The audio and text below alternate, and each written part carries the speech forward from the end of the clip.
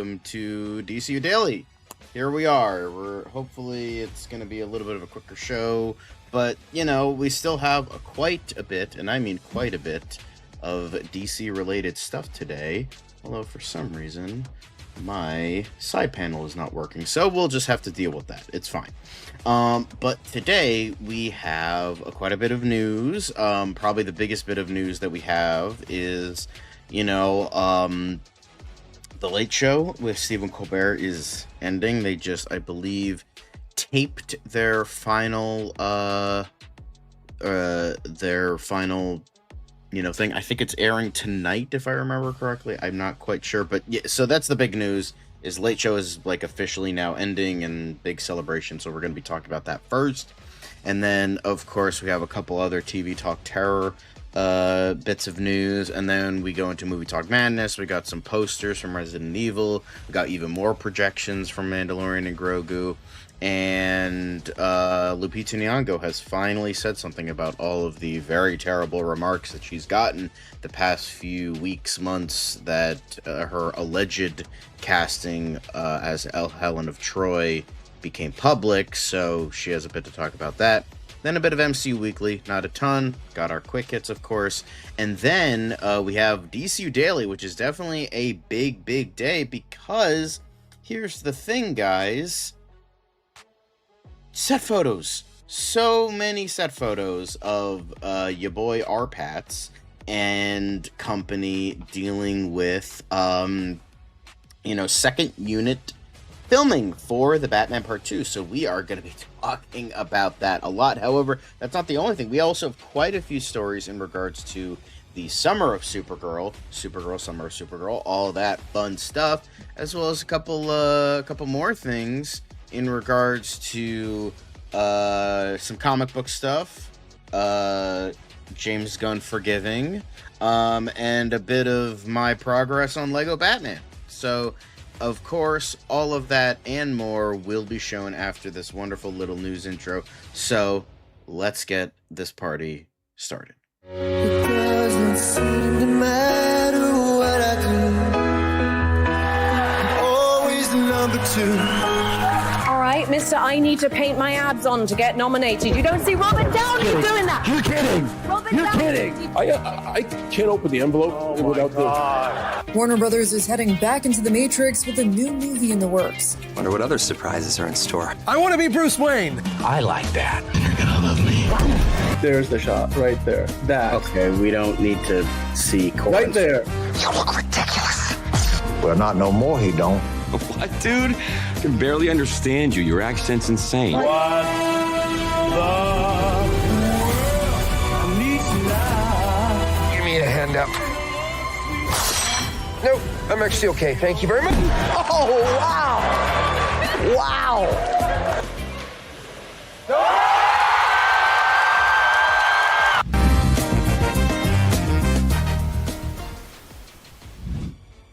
Yes, I am aware the music is still going, but again, they got rid of the ability to scroll through the side panel, so now this is going to be way more annoying. So thanks for that, StreamYard, for making even more unnecessary things that is going to make my job way fucking harder, because you think you're improving your fucking shitty website when you're only making it worse. So thanks for that. Anyway, so if I'm a little out of sorts, it's because of that. It was working just fine, but I guess they fucking just did an update or something, and now you can't go through it. And I can't reload the site, because then you're going to lose me. So I'm just going to have to deal with it, which is, you know, always fun. But hello, everyone. Welcome to the chat. We have D. Cole. We have Monique. Yes, I'm aware it's still blue, because we always forget to change it at the end of yesterday's. So, you know, here we are. But that's fine. Monique Rupley showing us the wonderful bits of food that they usually have. And where the fuck is it? So there it is.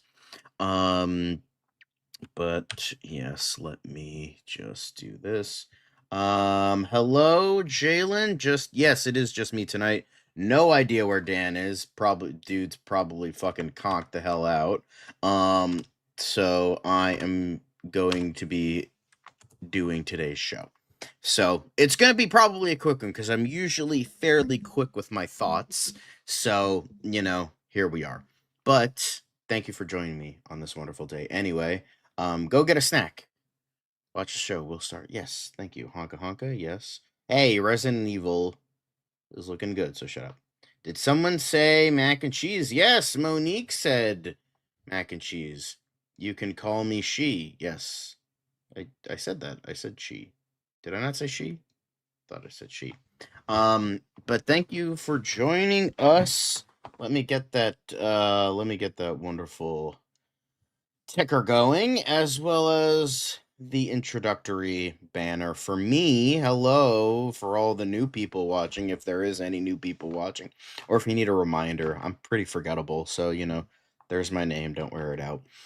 But thank you for joining us. And today we start, actually, funnily enough, with TV Talk Terror. We usually don't start with TV Talk Terror. It's usually box office projections or movie talk.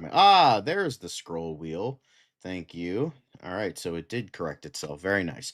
So, very nice. Anyway, but TV Talk Terror only because the big story we kind of have in regards to the news is Stephen Colbert and the Late Show ending, which, as I've said, I mean, some of us have said many a times, is while many of us don't really like Stephen Colbert or don't really agree with him on a lot of things, it still sucks as to why the show is getting canceled, whether it is the bullshit reason they said of like, oh, it's definitely because of financial reasons, or the real reasons that, Mr. Guy who spits on the snowflakes got actually in a tizzy about a joke. So, that's the funny world we live in, don't we?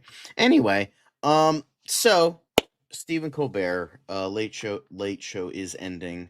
But wah wah wah. Literally, actual Resident Evil fans are like, I'm excited for this. This looks like the game mechanics of the game. This looks like the world. Just because it doesn't have Leon Kennedy or doesn't have the 1,000 different protagonists that have taken place in every single fucking game doesn't make it any less Resident Evil. It's just another guy. It's just a tangential parallel to what's happening in Resident Evil 2. So, people can fuck off. I'm sick of that. Like, it's just like, I was talking with Resident Evil guy, fucking a big fan of the games. I'm like, what are your thoughts? He's like, I'm excited for this because it's like the games did it perfectly before. Why would you want a 1-to-1 adaptation but worse? So Zach Krieger, who is a big fan, is like, you know what? I'm gonna adapt the game mechanics and the world into a movie, but follow a different guy. An average person who could fit into any other game. Like, if this movie was a Resident Evil game, nobody would be batting an eye. No one would be batting an eye. Like, literally, if it was just Austin Abrams' character, just in a game of, call it Resident Evil something or other, nobody would be complaining. But the fact that it's a movie and it's not, it's not adapting Leon or Chris Redfield or the other fucking Jill Valentine, or it doesn't have Arlen Wesker or Alice Wong. It's like, nah. People gotta fucking complain about it. Wah.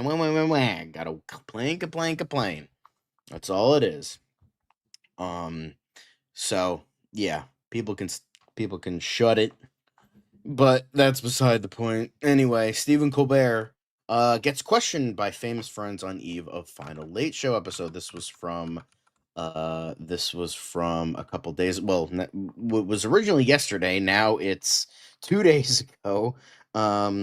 So Billy Crystal, Robert De Niro, Tiffany Haddish, Aubrey Plaza, and Ben Stiller, among others, joined the host on Wednesday's show to make him take the iconic Colbert questionnaire. As well as joined by plenty others. You got Jim Gaffigan, Mark Hamill, Weird Al, Jeff Daniels, and plenty of others that I probably don't even know. I think Bruce Springsteen was there, and then Josh Brolin as well. So on Wednesday, during the second to last episode of the CBS late night talk show, the host finally revealed his answers to his iconic Colbert questionnaire. The recurring personality segment typically saw Colbert ask his guests 15 questions to help the audience fully know them. However, Colbert enlisted some of his famous friends on Wednesday to help ask the questions as he was in the hot seat this time.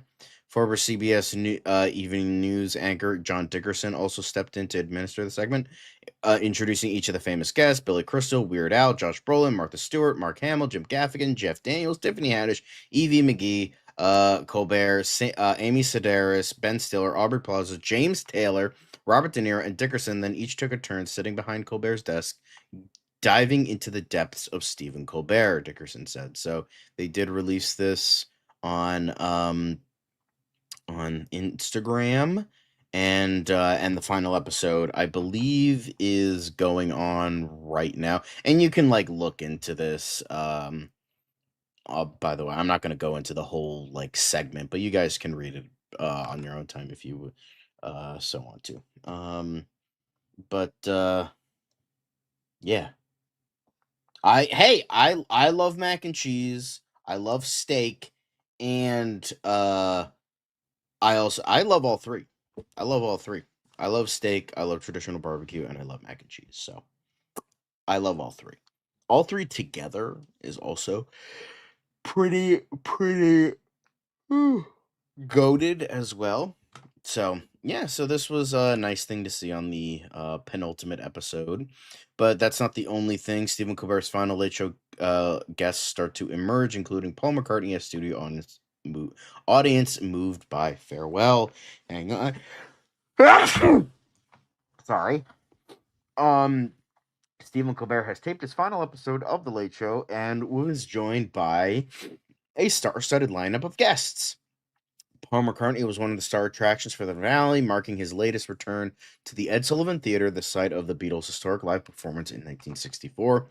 McCartney has been back since with a 6-song set in 2009 for The Late Show with David Letterman above the Ed Sullivan Theater's marquee. He also appeared on Colbert's Late Show in 2019 to promote his children's book, Hey Grand Dude. The musician has had a busy week in New York, given that he performed at the season finale of Saturday Night Live last weekend. John Baptiste, sorry. The former Late Show bandleader is understood to also have performed. Deadline understands that there were a number of A-list cameos during the show, which is expected to run 17 minutes longer than its usual hour. These included Paul Rudd, who has appeared on the show over a dozen times, Bryan Cranston, and Ryan Reynolds, who is thought to have played tambourine during the show. Expect plenty more star-studded appearances as Colbert closes out the franchise, which began airing on CBS in 1993. Unlike normal episodes of The Late Night Talker, security was tight outside the studio, which was under heavy secrecy. The stage door had a large black security tower against it with heavy curtains. With that, security guards were drawing around each car as stars exited. The presence of the oversized security tent, which shrouded the identities of anyone coming and going, frustrated onlookers who sporadically booed. One fan shouted, "Whoever you are, we love you," as the crowd reflexively broke into the signature Steven chant, raised by the studio audience during the show's run. The studio audience just left the theater in the last few moments, with one audience member telling Deadline that they were moved by the farewell. So one fan exiting said Colbert was very intentional in coming out to speak to his audience before the show started taping and making the point that on the last night the team didn't want a spectacle, rather to do their best work like they do every night. I think that everyone that was on stage tonight really showed care to just give a great performance and focus on having joy. That was very much the theme they set out, the fan told Deadline. He found the most emotional moment was an exchange between music director and bandleader Louis Cato and Colbert at the end of the show. Louis spoke for the crew, for the writers, for the craft design, for everyone, and really shared what it meant for all of them to have Stephen Colbert as a leader. Colbert has had quite the lineup for his last week of shows: Bruce Springsteen, Billy Crystal, as well as the many others that, we were talking about. So, yeah, and as it was mentioned here, New Yorkers bid a melancholy farewell to Stephen Colbert as The Late Show tapes final episode.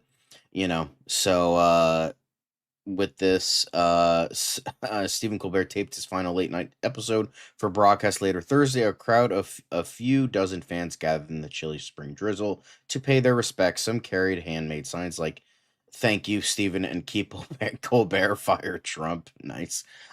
This being New York, the usual looky-loos showed up, drawn by the lights of TV cameras, clad in late show merch, and hoping to catch a fleeting glimpse of a member of the top secret guest list for the finale, as we just talked about. So, thank you very much. Um, I don't like Kraft. I remember trying it as a kid, and I just couldn't get into like the fake cheese taste. But that's just me. Um, but yeah, good stuff. Yeah, chicken pasta for high protein, low GI. Yeah, that's good. Um, but yeah, it's audience members were shown in their seats early Thursday afternoon. So this was uh sorry. Sarah was ordered even after the last set of celebrities and VIPs had been dropped off at the Ed Sullivan stage door. Fans lingered, not wanting to come to terms with the fact that the show had reached its final day. Apart from a few wistful exchanges about recent episodes, fans huddled under umbrellas and mostly kept their eyes trained on the scene and had decidedly subdued dulcetory feel. The dejection briefly abated when people standing along the metal doors of the theater heard muffled cheers when the taping began, bringing a few smiles to the gathering. So it's essentially but yeah, it's so stupid. That's exactly the word for it. All because the head honcho can't take a joke. My mom and I would watch together. I would FaceTime with her and hold the phone up to the TV. So yeah, it's a damn shame, but that's kind of the world we live in, where somebody can't take a joke, and a long-standing show has to get canceled for it. Um, Sorry to disappoint. But yeah, it is a very sad day for again, we I mean, many of us here have said multiple times that I might not like the guy that much. I mean, I don't hate him or anything. I wish him the best of luck with his future endeavors. I'm glad that he had a good run. It's just um the way he goes out is frankly, you know, for lack of a better term, fucking bullshit. So, it's a shame that we have to talk about this, and then you have all the idiots that are probably championing this decision because they're idiots. So, you know, yeah, what a shame. But that's okay. Hopefully Steve Colbert can show them who's boss in his future endeavors. But anyway, we do have a couple more TV Talk Terror stories. The first being Avatar: Last Airbender Season 2 trailer and poster see Toph join the ranks of Teen Avatar, obviously, since Season 2 is going to be adapting the second season of the original show. Um, so, you know, with all of this, the first full trailer of Avatar is finally here, and it highlights Avatar Aang's mission to master earthbending with the help of Toph Beifong. As the young hero observes, she is, in his opinion, the best earthbender I've ever seen. There are also hints of some strange going on in Ba Sing Se, and a first look at Wan Shitong, an ancient, wise, and powerful spirit who collects information for his spirit library. Look closely, and you'll also catch a sight of the painted lady in blue spirit. It's been 2 years since season 1 of Avatar: Last Airbender debuted on Netflix, and this batch of episodes promises to adapt the second season of the animated series, aka Book 2 Earth. As hoped, it looks like the live-action series is also giving us its spin on the beloved episode Appa's Last Days. Netflix renewed the show for 2 seasons after the first batch of episodes launched on the streaming platform.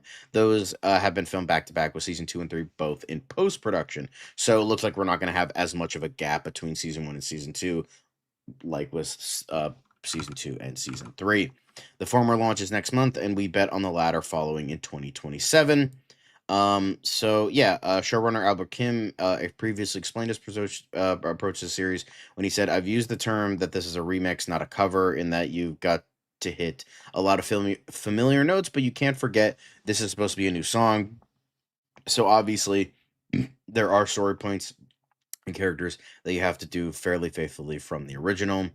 But at the same time, you're literally translating something from 2D to 3D, and that meant dimensionalizing the story Like the story didn't already fucking have dimension, but sure. Taking it into new places, filling in some of the gaps. Motherfucker, you have less time and less episodes to develop your shit than the fucking original show did. The original show, what, had like 20 something episodes? You have like 8 to 10. What do you mean you're filling in the gaps? You don't have any gaps to fill. You have literally the opposite to fucking do. That makes no sense. Anyway, there are certain things you never saw in the original, whether it's the attack on the Southern Air Temple or the Agni Kai between Ozai and Zuka. Yeah, there's a fucking reason for that. Some things are best left to the imagination. You don't have to go through. Like, motherfucker, you have barely enough time to adapt the original season. Why are you filling it with shit that we don't need to see or don't have to see? That doesn't fucking make sense. But anyway, Jalen says the trailer was really good. I hope the season is slightly better than the first writing wise. I know the animated series hated the live action version. Animated fans hated the live action version of the show, but I thought it was decent in my opinion. I never watched it. I just have no interest. I'm not like a super fan of the original. I loved the show when I was watching it. I wasn't like, oh my god, like some can go a little crazy on the animated show. Don't get me wrong. It's a fucking great, phenomenal, amazing show. It's worthy of the praise, but I'm not like I'm not one. I haven't like rewatched it since it first aired. The most I like, I've maybe rewatched some episodes, but like nothing. Like I haven't rewatched it. I don't like talk about it. I don't go to conventions for it or anything like that.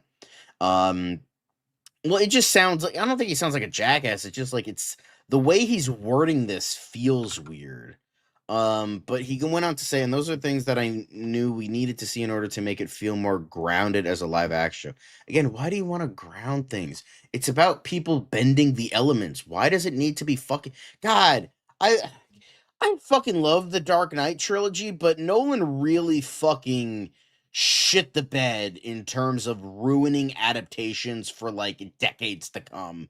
Like, sure, he did an amazing trilogy, but now because of this shit, everyone wants to do grounded and realistic. And frankly, there are some things that don't fucking work as grounded and realistic. So shut the fuck up. God damn. So it was about feeling your way through the process. Where can we take the story into the new direction that it feels, blah, blah, blah, and that's what it feels like at its very. Yeah, I got it, but it's just like it's not like as someone who didn't even care to watch the first season, I heard it was like okay, it was fine. Um, but it's just like there's this like fucking thing that like ekes in like, oh, we need to ground it. We need to ground it. What's wrong with things being fantastical? What's wrong with things like I luckily James Gunn hit it through with Superman. That felt like a live action cartoon, and that was awesome. That was great. We all love that. But it's just like no, I wanna see a grounded what's a I want to see a grounded like space epic. That totally makes sense, right? Um, yeah, something like that. It's just like you don't you don't have not everything has to be. Some things work good as grounded. Like for instance, the Nolan trilogy did kind of work because Batman at least is a guy. He's a guy that could exist in the real world if, a billionaire stops being a greedy asshole and puts on tights and starts fighting crime. Sure, he could possibly exist, but the reason that Batman works is the insane world around him. That's why Batman is interesting. He is a sane man in an insane world. He's a normal guy with a mission who has to meet the insanity with his own level of insanity while trying to say it's like that's what makes it so interesting. Like he's fighting godlike beings as just a guy instead of like, oh, he's a guy fighting other guys. Like, all right, okay, that's not inherently bad. That's quite good. Again, Dark Knight is considered the greatest Batman movie of all time and considered one of the greatest films ever made. So there's a reason it worked. However, it's just like I feel like what he did damaged the brand. Like for instance, we after the Dark Knight Rises, we got realistic Green Arrow, and then we got like we're getting another take on realistic Batman. We got realistic Superman. We got realistic this. It's just like I just don't get it. Like it just feels way too weird to me. Um, Yeah, exactly. He could have just said, "I don't want to do a one-to-one show. I want to do my own thing, but also stay true to the original." But he just talked too much. Um, he could have said something so. Um, yeah, it's crazy. Like again, if you and Jalen, if you like the show, that's fine. I don't want to shit on you. That's because I can't even judge it because I haven't seen it. But it's just the way he's wording it is a little weird to me, and I'm glad you could see that too, even as someone who liked the show, because it just I don't know. It just feels weird that he's like saying all this stuff. It's just like talk less. Just let it speak for itself. Dan says that all the time. Just let it speak for itself. That's what we've been saying. Like as all these, people come in. So, it's all these shows come in, all these movies. Like, let it speak for itself. That's why I'm like, I can have the initial hate or the initial love, and then vice versa can happen. The same thing can happen. Like, I'm kind of iffy on Supergirl. I could end up loving it. I could end up hating it. Lanterns, I am not excited for that. I could end up loving that show. Clayface, I'm excited for that. I could end up hating that movie. We don't know until we go to see it for ourselves. It's just the preparation for that can be a little daunting, so we tend to bite the bullet and, talk about it in rage-induced rants or in passionate rants. Um, you know, it just feels it just feels a little weird, just with how he's talking about this. Um where's my realistic killer clowns?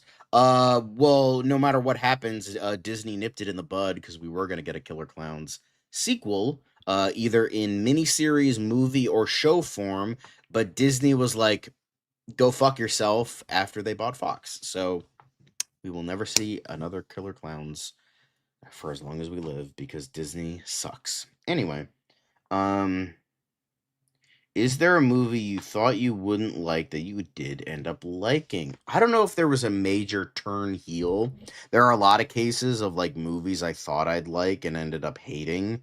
Um, like The Crow, I thought that was going to be at least a decent, well, the remake of The Crow. I thought that was going to be like okay, like it didn't look anything terrible, but that was really fucking bad. Um, thought I wouldn't like and ended up liking. The only one I could think of because I was going through some old reviews because I was trying to find something on my letterboxd. The only one I can think of off the top of my head is Bolt, which was like run of the mill Disney movie. It was kind of towards the end of their experimental era. Where it was like, late 2000s, early 2010s. I didn't think I would hate it though. I just thought, oh, this looks like mid, and then it turned out to be like so good. Um, um, exactly. David Lynch, she's definitely a certain taste that you can only get. But yeah, that's a really good question. I would say, Monique, I think I'm gonna save that and we'll try to do that as a Q&A thing tomorrow because we haven't done a Q&A in a while, so I think I'm gonna try to try to add that. So yeah, I think that's definitely I think that's a really good question. I got to think about that a little bit more. I'll come back to that hopefully when we do a Q&A tomorrow. 'Cause tomorrow is Friday. Well, now it's today for people on the East Coast, but great question, Monique. Anyway, now to Caleb's favorite franchise, Game of Thrones. House of the Dragon season 4 update promises a shorter wait for the prequel's final season. House of the Dragon will wrap up with season 4, meaning season 3 serves as the Game of Thrones prequel's penultimate batch of episodes. Now we have an update from Deadline about plans for that fourth and final season. The trailer has revealed that showrunner Ryan Condal Condal has renewed his overall deal with HBO, keeping him in business with the premium cable network through 2029. According to the latest report, House of the Dragon Season 3 will likely premiere in late 2027 or early 2028, leaving time on Condal's deal for him to develop and produce new projects for HBO. I think they mean Season 4. Yeah. I think they mean Season 4 because I think that's a misclick. Anyway, season 1 premiered in August 2022, with season 2 following in June 2024. Fans will welcome anything less than a 2-year wait for season 4. So I think we're getting that in 2026, and then we're getting season 4 either late next year or early the year after. So, yeah. But hopefully fans are excited for House of the Dragon. That's not the only thing that in regards, speaking of season 3, the character posters reveal major players in fiery penultimate season. Um so in regards to this, you know what? It was worth the wait. I was just on set and saw all the elements and what was behind it. I'm so glad we waited because it's going to be better than ever. And I don't think we had the time at that point to do what it is that we've achieved now this season. It's just so massive. We need the time to build it. One of the lead producers on it, Kevin Delanoy, worked on Titanic, so all that he brought in terms of acumen and what happened on the Titanic and how that entire experience is built, he brings that expertise to it. So yeah, that's really cool. So we will. So these are all the posters for got Matt Smith in there. Got all your characters. Okay, so yeah, House of the Dragon season 3 is coming next month, and then season 4 is going to be coming out next year or early the year after. So, yeah, very cool character posters. Very nice, very nice. Oop, didn't mean to do that. But yeah, so all of you watching season 3, who's watching season 3? Curious to anybody in the chat. Yeah, I mean it's stupid that they do that, but you know, they're trying to make things more cinematic, so. Is it weird that I'm not into House of the Dragon but excited for Night of the Seven Kingdoms season 2? Hell, I didn't watch Game of Thrones at all. No, you're not, because a lot of people, because the whole thing with Night of the Seven Kingdoms was kind of this like hope core show that was just like, hey, this himbo knight, this himbo page wants to be a knight. That's the show, and like it was just like, oh, this is fun. This is more like an actual like fun show. I I knew somebody was gonna joke about that. I fucking knew somebody was gonna joke about that. But no, the Titanic film from 1997. So yeah, I mean, I have heard that Night of the Seven Kingdoms is actually like, even for, you know, Game of Thrones fans and non-Game of Thrones fans alike, people love that show. But yeah, it's definitely interesting. The only thing not interesting is the fans being assholes and, you know, firebombing Ozymandias because, you know, they couldn't take the fight. Just take the high road. That's all I'm saying. I understand Breaking Bad fans are assholes, but like take the high road. Anyway, but next up we actually have a bit of movie talk madness, which always nice to see. Always nice to see. So the next bit is actually a poster maker called Name Junior or Name JR underscore. They were sharing some of the posters they've made. They made this one for Michael, which I will say, that is a fucking way better poster than all the posters I've seen for this movie. It would actually make me want to go see it again. That is a great poster. And then we have the one for Cars 3, which I thought this was an official poster, but I guess it wasn't. I remember this being a poster, but maybe I'm misremembering. But then we have the one for the back rooms. You were never supposed to be here. Very excited for that. I like how it goes from like simple to more specific, but I really like that. Can't wait for back rooms. Then you have Alien Romulus, definitely a cool looking poster. Um, then this one I would like get half a chub looking at this. This is definitely reminiscent of the Star Trek the Motion Picture poster with like the rainbow and it going up into space. This poster I would put on my fucking wall. I would take down one of these posters that I have. Maybe my Shit Happens poster can get taken down. I would put this on my fucking wall. This I love. Brilliant. Brilliant. This is a fucking good poster. This is an amazing poster, although you can tell, ironically enough, that the Superman he used was Christopher Reeve, which I think is really funny. But like even then, it's still a fucking yeah, you could tell that that's like the old school look. You could see the old school Superman. So he must have like done this before a lot of stuff was revealed. But yeah, even then, I don't give a fuck. This is a fucking great poster. Yeah. Did the actual movie address the single white glove thing? I mean, no, he just has it because he liked the aesthetic. I'm really excited for Backrooms. That looks really good. Yeah, absolutely M2G. But next up, we have How to Train Your Dragon Hidden World. Cute, nothing great. This looks awesome. This this is okay, so his name is Name Junior. Okay. This is I come to this. This is actually holy fucking shit. This is good.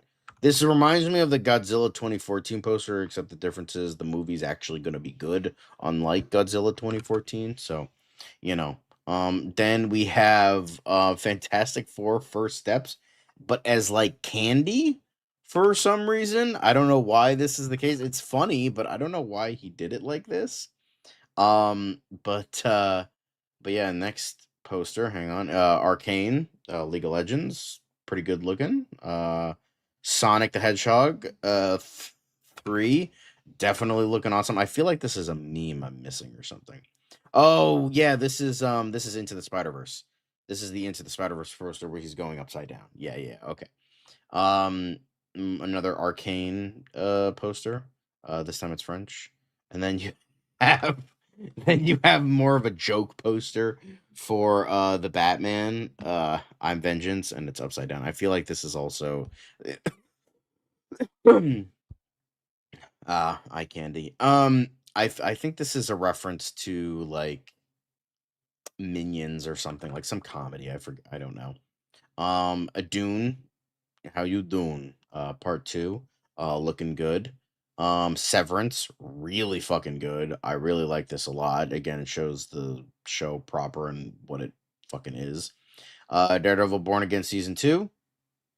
Looking good. Kind of generic, but pretty good.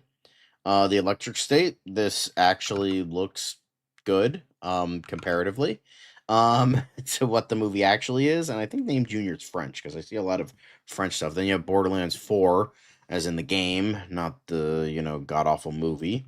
Then you have The Odyssey, which this looks fucking awesome. This I love. But yeah, then you have Sinners, really fucking good. And finally, another Fantastic Four image. And I will say this is definitely, well, this is like Star Wars. It's supposed to be like Star Wars. So I could see the vibe here. But yeah, old school kind of poster. I really like that. Anyway, but yeah, these are great fucking posters, man. But speaking of posters, let's get into Zach Krieger's posters for Resident Evil. It gets 2 new spine-chilling posters. And these, let me click on these. These are what they are. But yeah, looking really fucking creepy. I really like that. And this, I will say it's definitely I will say that this is definitely like, damn. It's funny because this looks more like a Silent Hill poster, like with the fog and everything. So, yeah, it does remind me of that. It does remind me of that. But yeah, these posters look fucking fantastic. Um but yeah, so he had this to say in regards to the film. My rule for this movie was to try and make a movie that felt like my experience of playing the games and that could live in the world of Resident Evil. I feel like this movie takes place alongside the events of Evil Dead. Evil Dead. Resident Evil 2. I like to think that everyone that's going on in the police station could be happening in this world. This is just another dude on another mission on the other side of town. Fortunately, Krieger will not be taking any inspiration from previous Resident Evil movies. I've never seen them. I've never seen a single one. So the only lessons I could take from them are just in terms of what I've gleaned from the trailers that I saw when they were coming out. And frankly, the reason I didn't see them is I was such a fan of the games and they just didn't look like the games to me. And I mean, it was so obvious that they were not the games that I was like, it's not for me. Maybe they're great. I have no idea. So yeah, I'm excited for his Resident Evil movie. I know a lot of Resident Evil fans are excited. Well, Mr. Caleb, I think, oh yeah, 100%, 100%. I read that script. It was good. I don't know how I would be able to send that to you, Caleb, but if you want it, you can try to, email me. You can find my email on my,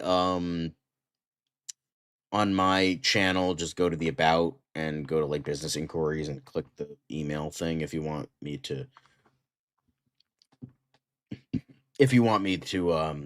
send you the George Romero script, because I think I have it on my computer somewhere. But yeah, also hello Fiona, saying hello to everyone in the chat. Yes, he's not taking inspiration from all the other horror Resident Evil movies, so yay. Yeah, I know a lot of people that were disappointed in Weapons. I can kind of see it, but I still loved it. I thought it was great. But next up, will the Mandalorian Grogu save Star Wars? Opening weekend estimates have started increasing. So we did talk about this a little bit yesterday, how it was around the 80 million mark for domestic.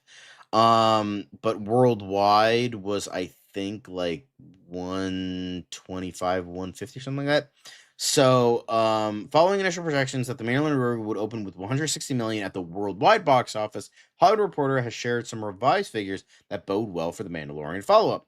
Tracking services show the Mandalorian Grogu opening to roughly 82 million in North America, an increase of 2 million from numbers shared earlier this week. So it goes from 80 to 82, not much of a huge difference, but it's going up. However, some exhibitors expect it to soar to 95 to 100 million over the long Memorial Day weekend, while its potential global bow still sits at 160, according to The Insider. The report explains others who pay close attention to social metrics are more bullish. A major advantage, it is arguably the most family-friendly title of any Star Wars film. We'll see, but one top financier has who spoke to the trades believes Mandalorian could open with 105 million in the U.S. and 85 million overseas for a 190 global bow. So they did increase a little bit from what we talked about, I believe, yesterday. So you know, um, oh, M2G saw it. They loved it. Okay, that's good. I'm glad you liked it then. I have no interest in Star Wars anymore, so I'm glad you got enjoyment out of it. Yeah, it's gonna make a lot. It's not gonna make a billion, but I think it's gonna make maybe probably like 500 or 600. It's gonna be a slow, precipitous box office, I think. But yeah, so yeah, it's definitely really good. It definitely combines a lot of aspects. It does change a lot of stuff. It pretty much, I mean, at the time, the only fucking games were the first one and the second one, so you didn't really have a ton to adapt. So he did adapt a lot of the first game with touches of his own thing, with like certain touches here and there, but yeah, you have Jill Valentine, Chris Redfield. I think Albert Wesker is in there. It's been a while since I've read it, but I remember liking it a lot. I also have a video on my channel, on my Geek Informant channel, um, talking about the script. So if you don't want to read it, you could just watch that video. It's about like 20, 30 minutes. So yeah, not the Odyssey. That's crazy though. I thought that would have gone for the Odyssey for you. Great action adventure Star Wars movie. Even if you never saw the previous seasons, you could walk in and feel like it's starting a new franchise from the big screen. Didn't really reference old stuff. Okay, that's. I'm glad you liked it. If what would your rating be if you could give it a rating? I'm curious, MTG, how you would like it. Also, hello Fiona. It's interesting that you're here, but Dan isn't here. I'm gonna take a wild guess. He's either doing something or pass the fuck out. So, a 7. M2G gives it a 7. Um, I mean, there's a color. He's green. Grogu is green. So M2G 7, 7.5. All right, that's good. Hopefully more people will like it, like M2G. But speaking of Michael, we saw that fan poster, but apparently the Michael sequel, Lionsgate Film Chief promises a big and satisfying movie with most popular music still to come. So, hey, y'all got a good movie? Nah, we got music. So what we talked about during both of our reviews for the film, it looks like that Michael Part 2, Michael This Is It, Jackson, whatever the fuck it's going to be called, is still probably not going to be what we want it to be about or the interesting things that come with that. So, it's a shame, but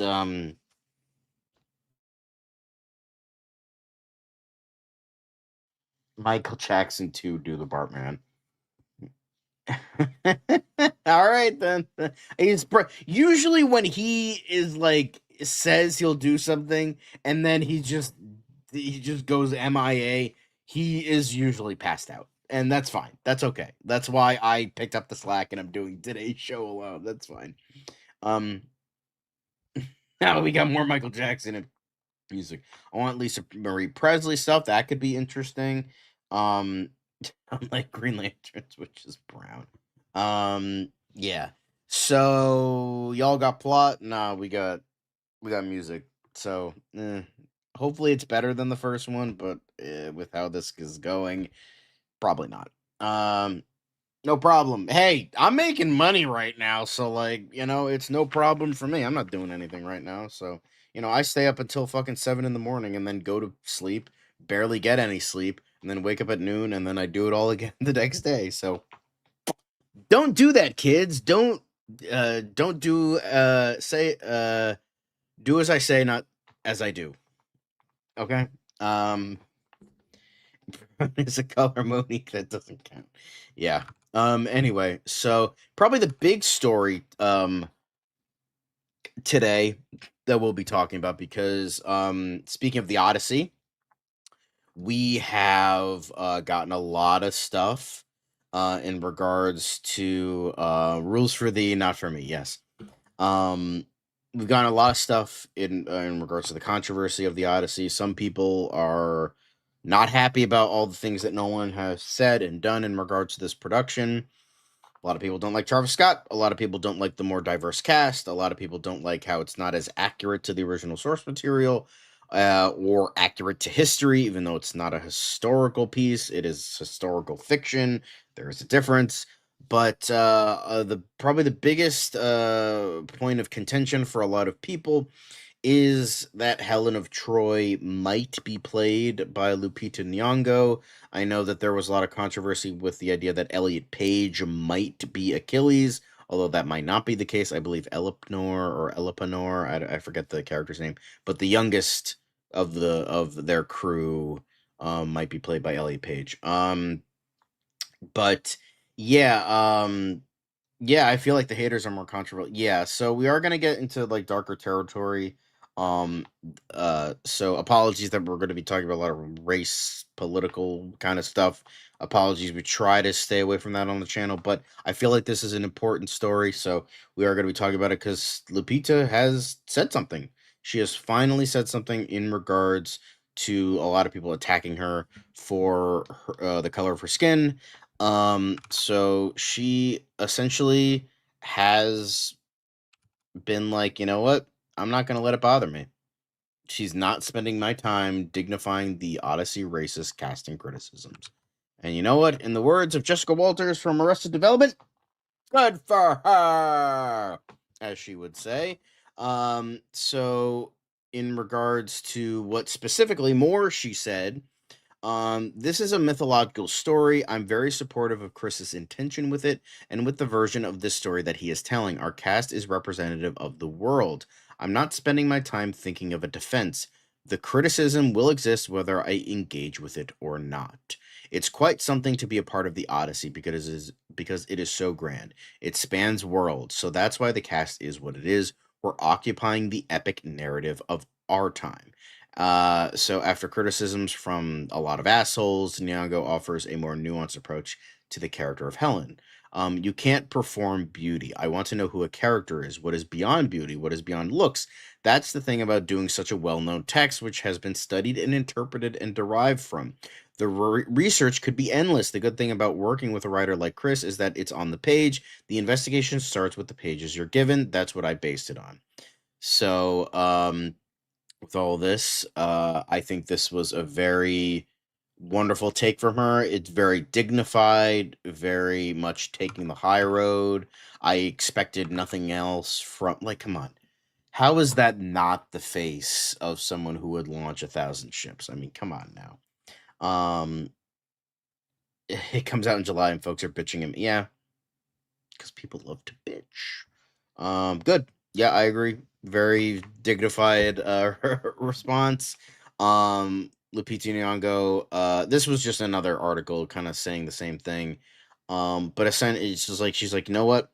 I'm not going to think of a defense. I'm not going to get mad. It's just these fucking assholes are going to exist no matter what. and this is how I interpret the story. Get fucked. It's tough casting for any actress. Is this the face that launched 1,000 ships? Who can live up to that? The problem with Helen of Troy is no matter who you cast, someone will call her mid. It was supposed to be me.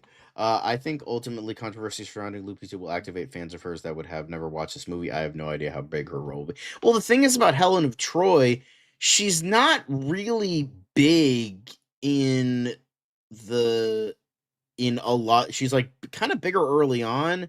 She's mentioned a bunch, but like now it's more in like this is after the war. Like this is about Odysseus. This is his story, how he gets home. That's why it's called the Odyssey and not the Helen of Troy sea. Like, it's just like Helen of Troy is such a minor character in the Odyssey. And exactly. Here's the thing: if the Odyssey sucks, people can watch Troy. People can watch Oh Brother, Where Art Thou? People can watch the miniseries that came out in like the mid to early 2000s. I think late 90s, early 2000s. I think it was. So if y'all really are fucking hating on this, then guys, just go fucking watch another adaptation. There have been many adaptations of the Odyssey. Or you can actually sit down and fucking finally read the book. Because God knows these assholes are definitely not reading the book. So, yeah, people absolutely need to chill. It's crazy. She's the catalyst for the Trojan War, though one could argue the political powder keg is really what set it off. It doesn't seem like a big deal. Yeah, it doesn't. It's a fucking movie, guys. It's so funny that these people hide behind the idea of historical accuracy and the idea of not representing the source material when it's just you're being racist. Like it's because you wouldn't care no matter they could have picked a mid white lady and it probably would have been fun. Like they could have picked, you know what? Here's the thing. Well, you know what would have been funny? They could have picked Sydney Sweeney because she's hot. She's the hot lady that all the conservatives love. I bet you not a single motherfucking person would complain about historical accuracy, even though she's not Greek. So, where's your historical accuracy there? Diane Kruger isn't Greek, yet people have been going to like Troy in that, where it's like, oh, this is what a beautiful woman looks like. It's like, well, she's German, which didn't exist at around this time. Greece did, but Germany didn't fucking exist during this time. So what's the issue? They're just racist. It's fine. Would have been no issue. And then you have all the people back there like, it's because she's not Greek. I mean, the other people suck too. These other people suck. It's like, no, I've seen enough memes showing Diane Kruger and the photoshopped image of Lupita Nyong'o that people claimed was from the movie, but it was actually just a photoshopped image from 12 Years a Slave, by the way. Yeah, that famous image that people have been stirring around of Lupita Nyong'o allegedly from this movie in a toga. Yeah, that was actually from 12 Years a Slave, and it was photoshopped. So, oopsies, that gets rid of your narrative. Oopsie daisy. Anyway, but yeah, it's all just bullshit. It's all stupid. I'm glad she had a very dignified response. Good for her. I'm glad that she doesn't have to worry about any of this. So, yeah, great response from Lupita. Anyway, so let's move on to a bit of MCU Weekly. Love to see it. But we are going to be talking about, speaking of black characters, a little bit of Blade. Talking about a little bit of Blade. Blade rumored to have a big role in alleged Midnight Suns movie, but will it be Mahershala or Wesley Snipes? Because a lot of people have been talking about that. So, this is what they had to say in regards to that. Hang on a sec. Just gotta scroll down here. This is from Daniel Rickman. So he's usually pretty good. However, he can miss sometimes. I mean, he hits more than Jeff Snyder. So yeah, I think well, this is just what he had to say. Daniel Rickman believes that Blade will have a big role in the film, even though this has not been confirmed. This has not been greenlit. This has not even been announced. It's literally just, fan theory, fan rumors at this point. So so will it be Wesley Snipes or Mahershala Ali? Ali was asked what the status of the Blade reboot while being interviewed on the red carpet of last year's Jurassic World Rebirth premiere, and while he made it clear that he is still more than willing to suit up as the Daywalker, the ball is very much in the studio's court. Call Marvel, I'm ready, let them know I'm ready. Ali had a little bit more to say to THR. I would love for Blade to happen. We'll see. I don't know where Marvel is at right now. I'm just looking for the next great part. I really am. So, I mean, that's pretty, I don't want to say generic, but yeah, it's vague because he probably doesn't really know much. So the last we heard in regards to specifically the Blade movie, not Midnight Suns, Ollie had a little. Last we heard is the latest draft by Eric Pearson, who is the sixth writer to have been assigned to the project after Michael Green, who wrote Logan, Stacey Osei Kaffour, Michael Starbury, Bo DeMeo, who did X-Men 97, but then got fired due to sexual abuse allegations, and then sexual harassment allegations, actually. And Nick Pizzolatto had finally satisfied everyone involved, but clearly this wasn't the case.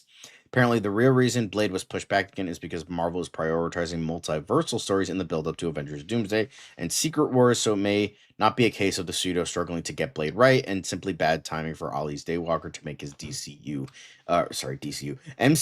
debut. There have been rumors that the positive response to Wesley Snipes' appearance in Deadpool & Wolverine may have led to the studio switching gears and deciding to make the reboot a multiverse story that could feature both takes on the Daywalker. Whatever the case may be, Feige assured fans that Marvel is committed to seeing Blade to fruition shortly after the most recent delay. So, in regards to the apparent Midnight Suns movie, it has yet to be officially announced, although we'd say Marvel Studios assembling their supernatural characters for team up at some point is inevitable. Multiple characters have been a part of or associated with the team in the comics over the years, but according to another recent rumor from the Cosmic Circus, which is more miss than hit, so this is definitely more of a grain of salt, the MCU's lineup will most likely include Wong, Moon Knight, Ghost Rider, Werewolf by Night, and Man-Thing. Other names I've heard from most to least likely, including Black Knight, which makes sense because that was the post-credit scene where Blade actually appeared. Scarlet Sarah, Elsa Bloodstone, who I think was in Werewolf by Night, Doctor Strange, and even Agatha Harkness. But if I had to guess how many members I'd expect for this team up, I would say somewhere between 6 to 9. So yeah, I feel like that makes sense. Just get all the magical characters because that's what, would work. But whatever the case is, I do hope that there is a Midnight Suns movie because that would be fucking awesome. I would love to see it, and I think that's maybe because it's more horror than not. So, I think I just think it would be really cool. That's all. I just think it would be really fucking cool. Because who doesn't want to see a bunch of dark magical characters just fighting all the time? I don't know. It just plus if get fucking Mephisto or something as the main villain, that would be awesome. I mean, you already have Mephisto in there. He came in with fucking Ironheart. Boom. Awesome. Perfect. Speaking of black characters, greatest segue line ever. Thank you. Oh, Blade. The problem is, looks are supposed to. Okay. Why Wong? Because for some fucking reason, the MCU is obsessed with Wong. Don't worry. I like Benedict Wong. I think he's a great actor. But the obsession with Wong, I mean, he is the Sorcerer Supreme, technically, instead of Doctor Strange. So, I guess they want to use the Sorcerer Supreme. But, why not just fucking have Doctor Strange? He's the more notable character anyway. And again, it just makes more sense. I don't know, because he has his own franchise. Wong does, but I guess Wong not having his own franchise, stick him in another one. So, there you go. Yeah. Because he's cheaper. Yeah, okay. There. Because he's cheaper. That is true. That is true. Benedict Cumberbatch has more of a little bit more money, so Wong over Doctor. I mean, Wong is pretty awesome. Wong's pretty fucking awesome. Although speaking of Wong being in other MCU films, he was in No Way Home, not in Brand New Day. We'll see. But Zendaya says filming Spider-Man Brand New Day with Tom Holland was like a family affair. I get to go to work every day with my best friend, the person I love. Oh, isn't that fucking cute and shit? Isn't that adorable? Ah, so cute. Here we are. So cute. Reboot the MCU from scratch. Yeah, they're not doing that. That's too risky. They are not doing that. But just like more of a cute, wholesome thing. Zendaya being cute about her boy toy. So, that's nice to see, especially with all the controversy surrounding this film. The Odyssey, which she's also in. She's playing Athena in that movie, allegedly. So, this is nice. This is cute. It's kind of MCU related, so I was like, I'll throw it in there. Too bad I hate your character in the Spider-Man trilogy. Yeah, it's cute. It's nice. It's nice. Yeah, it's very nice. But yeah, so very lovely. But that's it for MCU Weekly. Not a lot of MCU weekly stuff. So, yeah. Sorry. But hang on, I'm just looking for something. Hang on. Let me just. There we go. Okay. But yeah, now we move on to what is next. It's the quick hits, guys. Let's go into the quick hits, shall we? Let's let it be quick. Hang on, let's get that fucking background music going.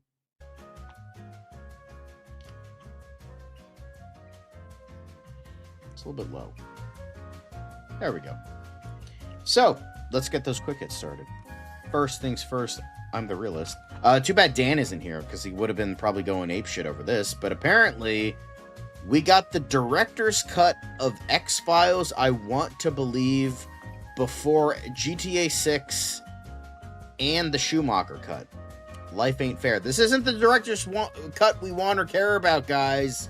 Yet we're getting it. So, if you don't know, X-Files was the biggest thing in the 90s. On TV, along with like Friends and Seinfeld, and it had a movie in 1998, which was the bridge between season 5 and season 6, and then I believe 6 years after the show ended in 2002, there was another film called X-Files: I Want to Believe, and it was kind of came and went, kind of forgotten. X-Files fans didn't really care for it, but apparently. This director's cut is what Chris Carter really wanted to do. He wanted it to be a darker fare. He wanted it to be a little bit more in line with what the original show was, but darker for the big screen. So apparently Disney Plus is adding that director's cut to the X-Files release on the platform. So there's no way there isn't a... Like, who the fuck cares about the fucking X-Files I want to believe? Come on, who gives a fuck? And then there was 2 more seasons that everybody hated, and now we're getting a reboot from Ryan Coogler. So, I mean, I guess this is a way to, like, zhuzh up the new, like, reboot that's happening. But, yeah, I guess, like, if you really wanted to see a fucking director's cut for X-Files I want to believe, then here you go. Have fun. I know Dan. I love the X-Files. I never finished the show. I watched it on Netflix when it was on Netflix, back when that was the only streaming service. And then I never finished the show. I think I got into like season 3 or 4. Never finished it. And then I know Dan is a really big fan of the X-Files, so I'm sure he has a lot to say about this, but yeah, it's like, guys, come on, we care about the Schumacher, because it was almost gonna fucking happen. It was gonna honor Val Kilmer in like some theater in California, and then WB sent them a cease and desist, and they had to put it then they had to cancel the whole event. So fuck WB. I want my goddamn Joel Schumacher cut of Batman Forever, you fucks. Anyway, this is supposed to be quick, so let's quick. Speaking of, there is definitely a God. Emily in Paris is finally fucking ending. So, you know, there's no way there isn't a God. Well, there has to be, because this fucking piece of shit, you know, American Karen show is finally fucking ending. Fucking 7 seasons too fucking late. But hey, at least it's finally fucking ending. Thanks, Warner Bros. Yeah, nobody cares about the Ayer cut, Caleb. Nobody cares about the Ayer cut. But yeah, Emily in Paris, finally fucking ending. Hallelujah. Praise Jeebus. So, you know, thank God for that. The world was launched on Filter Scopy side. Yeah. But praise Jesus. Praise God. Emily in Paris is finally ending. It's after way too long, but hey, at least it's ending. Speaking of praise Jesus, Mel Gibson has unveiled the Resurrection of Christ first look and has delayed the release dates for the 2-part biblical epic. Mel Gibson has unveiled the first look at the Resurrection of the Christ. The director's long-delayed follow-up to 2004's The Passion of the Christ. Filming on the 2-part epic has officially wrapped, with production concluding ahead of schedule after shooting 134 days in a number of different cities. Part 1 has been postponed just a few months, with plans to debut on May 6, 2027 instead of March 26. Meanwhile, Part 2 was bumped a year from May 6 to May 25th. 2027 to 2028. So both movies will land on Ascension Day, a Christian holiday that celebrates the ascension of Jesus into heaven. Ain't that nice? So yeah, if you guys were excited for the Resurrection of the Christ, then there you go.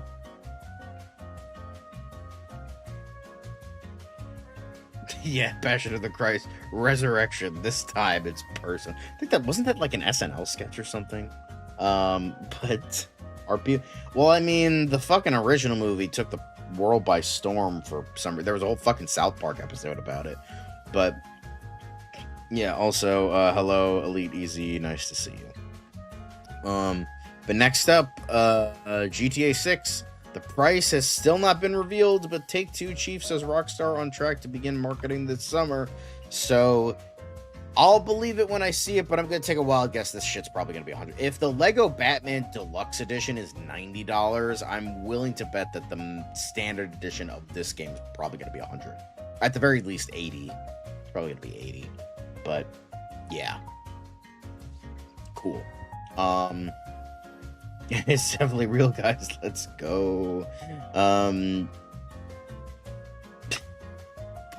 next up, this is definitely interesting. Choose your own adventure movie in the works from Ready or Not directors Radio Silence. So apparently, they are going to bring Choose Your Own Adventure, the popular children's game book series, to the big screen. Apparently, the duo will work with Andor and the disaster artist screenwriter Tom Bissell on the project. The books were non-linear and allowed readers to select a series of different narrative options that would allow them to determine how the plot of the story would unfold at a time before video games had come of age. The interactivity seemed revolutionary. The novels were a big hit with readers, selling more than 250 million copies between 79 and 98. It's appropriate that 20th Century Studios is bringing this to cinemas because that's around the era when the books were at their zenith.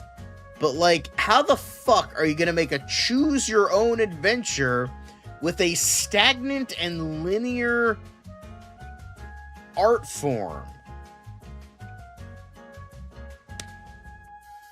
What? How the fuck is this going to work? How the fuck is this going to work? Choose your own adventure for an adventure you can't choose the adventure of. What? Isn't that Superman's grandfather? What the fuck are you talking about? But yeah, this is... I don't know how the fuck this is work. Very dumb. I mean, I'm curious because I did like the Ready or Not movies. I kind of liked Abigail. Yeah, they had the Bandersnatch fucking Black Mirror movie, so that makes sense. But I mean, I guess like if this is gonna be on a platform like Netflix, then sure, that makes sense. But this is gonna be the fucking this is gonna be a movie. Like, this is gonna be by 20th Century Studios, unless it's like going to Disney Plus, I guess. Then sure, maybe, but like I don't. Oh, that's yes, I do remember reading that. Yes. Okay, I do remember reading that somewhere. Thank you for reminding. Yes, I believe David Cornsworth's grandfather did make all the Choose Your Own Adventure books. Yes.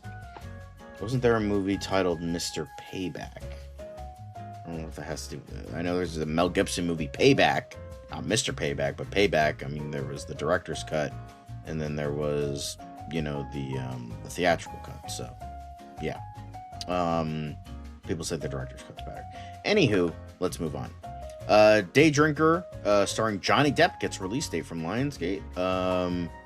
So apparently that's going to come out March 26th of next year. A private yacht bartender encounters a mysterious onboard guest. They soon find themselves entangled with a criminal figure and connected in ways no one saw coming. So it's got Madeline Klein and Penelope Cruz. So yeah, if you're curious, then go see that. Box office hit: The Housemaid burnishes Lionsgate March quarter. Apparently, Lionsgate blew past Wall Street forecast for its fiscal fourth quarter, ended in March as The Housemaid buoyed results at the Motion Picture Group. So yeah, this essentially is something I don't really know a lot about or care about. So yeah, cool, great, good for them, I guess. Jason Clarke circling Michael Mann's Heat 2, so that's definitely exciting. The project would reunite Clarke and Mann following their work together on Public Enemies, the Universal crime flick starring Johnny Depp as a Great Depression era Johnny Dillinger. So, well, sources say there are no cast deals in place. Leonardo DiCaprio and Christian Bale are also rumored to be circling, as previously reported. So, I do hope, because I do like Jason Clarke as an actor, I'm relatively excited for Heat 2. I think it could be good. I've heard the book is very good. Michael Mann needs a win, so hopefully it's good. Yeah. Mr. Payback was an Audience Choice movie. There was okay, I guess. But yeah, cool. And then fuck David Suchet, I guess, because apparently BBC plots major Poirot series with casting underway for Agatha Christie icon. The self-proclaimed greatest detective in the world is about to get his latest screen incarnation, Batman. Deadline can reveal that the BBC has committed to reimagining Hercule Poirot in a major television series based on the beloved novels of Agatha Christie. Sources said the British broadcaster secured the adaptations in a highly competitive situation with other networks and streamers bidding. The BBC is understood to have made a significant commitment to the project, meaning it could run up for up to 3 seasons over the coming year. Season 1 is expected to premiere in the second half of 2027. So that's cool. I mean, Poirot, the David Suchet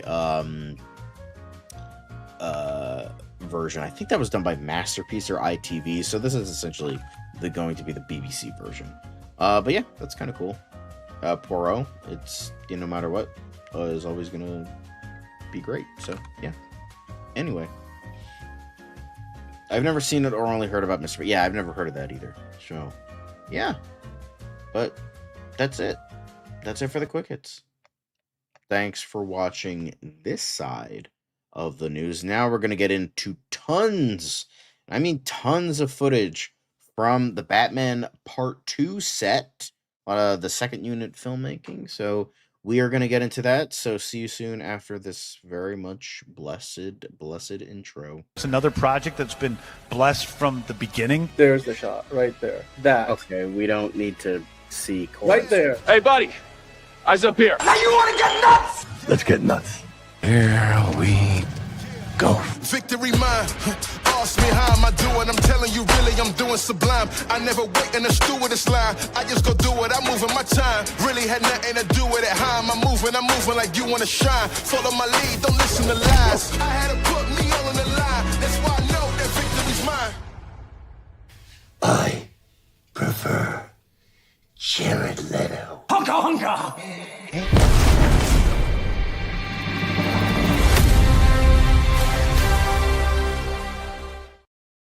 Hello, everyone. Welcome to DCU Daily. Officially, this part of the show. So thank you for joining us. Well, joining me because Dan isn't here right now. But thank you. Let's go.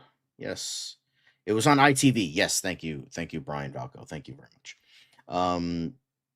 It is the most fun, but Dan likes to put news stories in because it makes the show feel more real. So yeah. But thank you for watching the show. We all love and appreciate you. But let's get into the show proper. I am, of course, your host, John. Lovely to see you. And now let's get into the quick hits. Not a lot of quick hits, but there is a couple quick hits.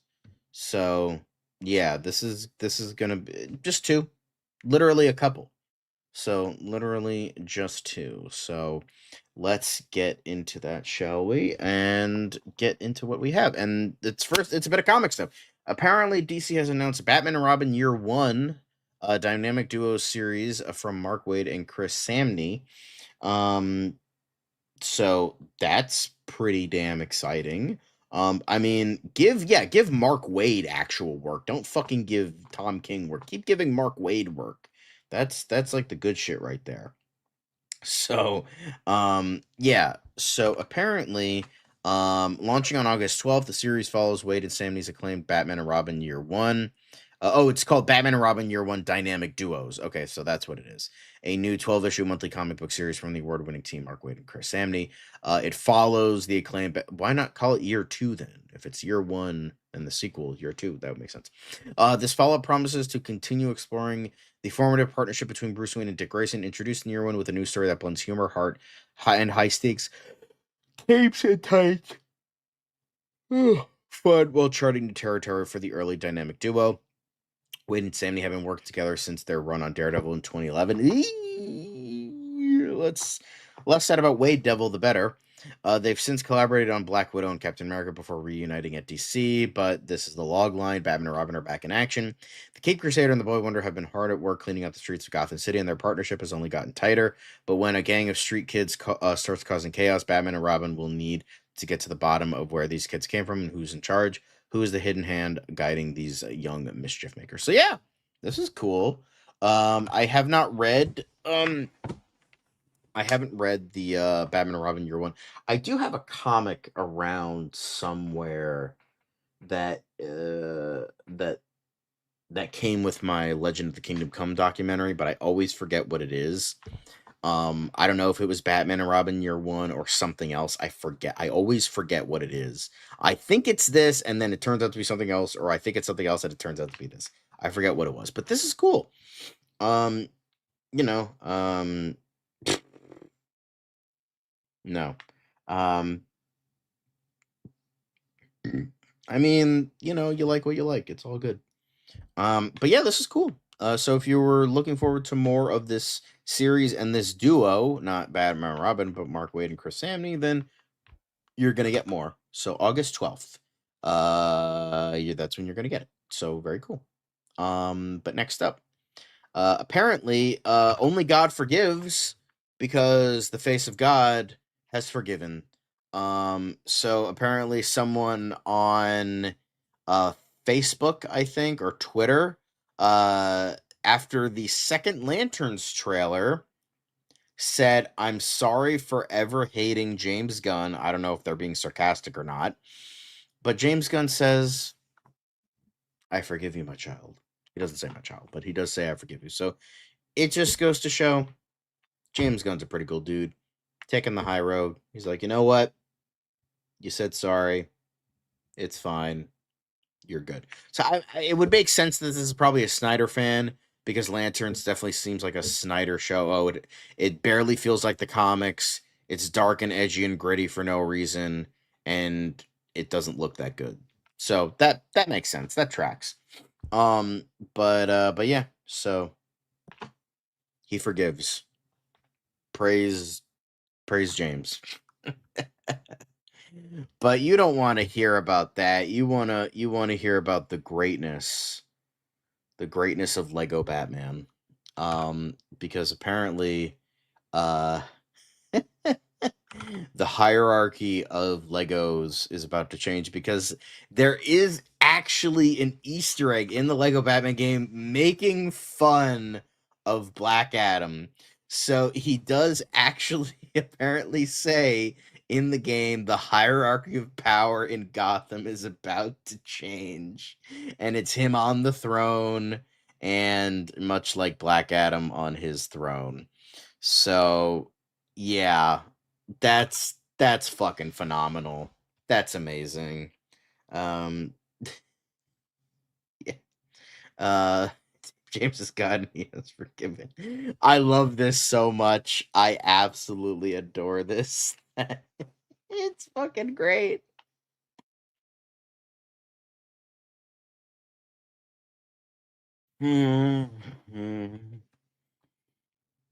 Hell yeah, bro.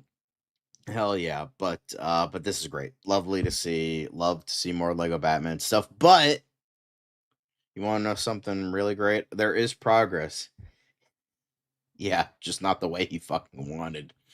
But it is peak. And I actually did want to talk about a little bit more in regards to my journey through Lego Batman. Not a lot, but it's, we're getting there. Let's put on the what music should I?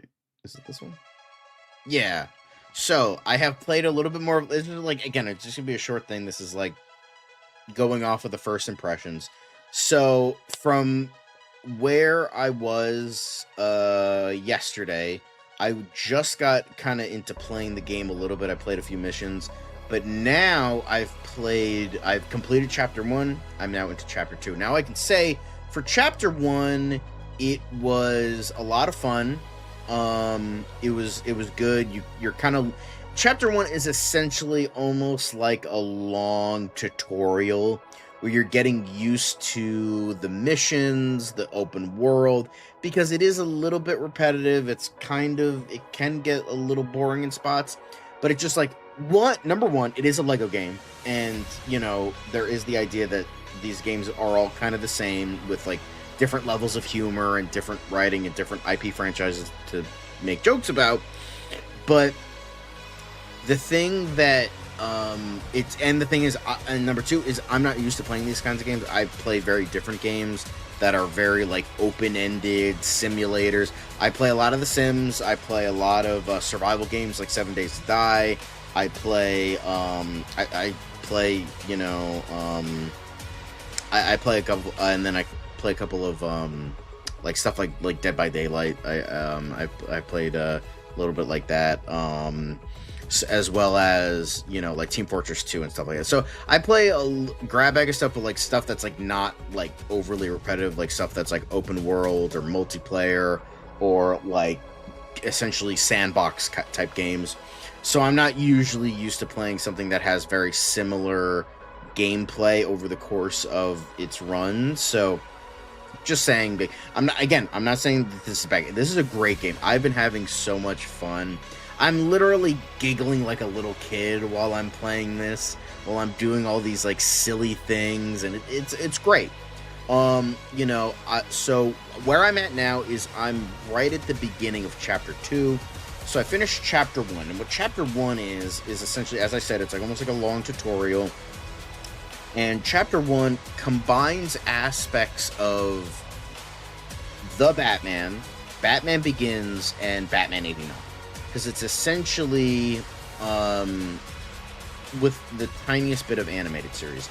And as well as the fact, like, it's also doing its own thing. I would like to say that it's not like this is a regimented adaptation of every movie. It's essentially taking the characters, some story beats, some ideas, and character story beats and ideas, as well as maybe like a couple other like aspects, maybe tones, and essentially combining it into one like stagnant timeline. But it's still, and a little bit of comic stuff too. It's essentially doing its own thing, but using the movies and like making its own timeline.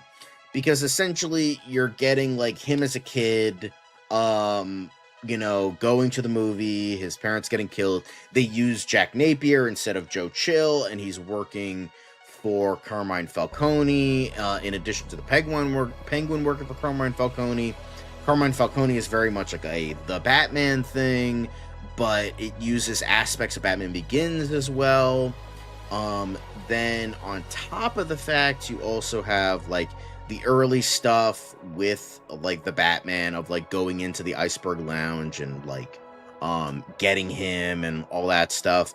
So you have that, and then you have aspects of the Batman, mainly the suit, a lot of character stuff, like for instance the character models for